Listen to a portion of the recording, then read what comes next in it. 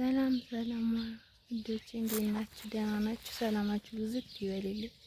ሁሉ መልካም፣ እግዚአብሔር ይመስገን። በጣም ደህና ነኝ። ሰፈሬ ላስጎብኛችሁማ።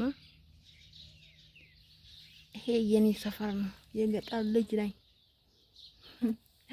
እና ማለት ነው። ሰብስክራይብ አድርጉኝ፣ አበረታቱኝ ፕሊስ። በቃ አዲስ ነኝ፣ የምር ድግፍ አድርጉኝ እስቲ። ላይክ፣ ሼር፣ ኮሜንት አድርጉኝ፣ አበረታቱኝ። እኔ በቃ ከዚህ ገጠር መግባት ፈልጋለሁ። ቤተን ስገድ ብሎኛል። ሹፉ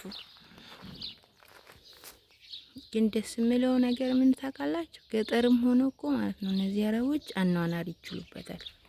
በቃ ዘና ጽድት ብሎ ነው የሚኖሩ፣ ፈታ ብሎ። ሹፍ አምርም። አሁን እዚህ በረሃ ላይ እንደዚህ አይነት መዝራ መኖሩ ራሱ እኮ አንድ ተአምር ነው።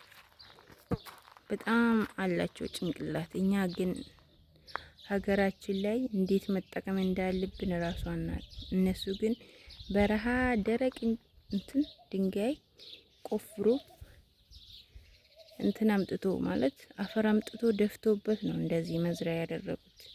አሁን ይሄ ሰዓት አለው። ሰዓቱ ሲደርስ እንዴት እንደሚያወጣ ፍሬ ማለት ነው። እና የሀገር ቴምር ነው ያለው።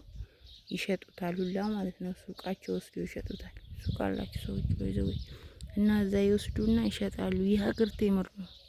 ሼፍ በጣም ነው የሚያምረው። ጌታ ሎሚም አላቸው። እንግዲህ እዚህ ደረቅ በረሃ ላይ በጣም በረሃ እኮ ነው። ሼፍ ይታያችኋል እዛ ጋር ተራራ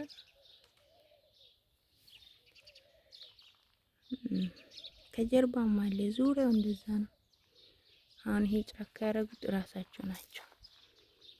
ራሳቸው አስቆፍሮ ምን ብሎ መዝራ ሰርቶ አሁን ሰዓቱ ሲደርስ ቴምር፣ የሀገር ቴምር፣ ነጭ ቴምር፣ ቀይ ቴምር፣ ጥቁር ቴምር አሉ። አይነት አላቸው ማለት ነው።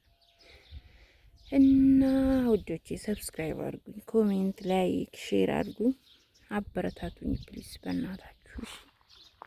እኔ እዚህ ገጠር መኖር ሰልችቶኛል እውነት ለመናገር እና ወደ ሀገሬ ልግባ። አበረታቱኝ። ወፎች ቁጭ ብሎ አየር እየተቀበሉ ነው።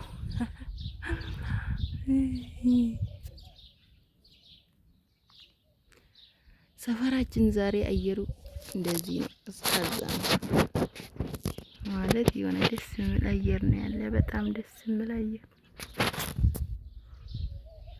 የበናት ደምሩኝ፣ አበረታቱኝ።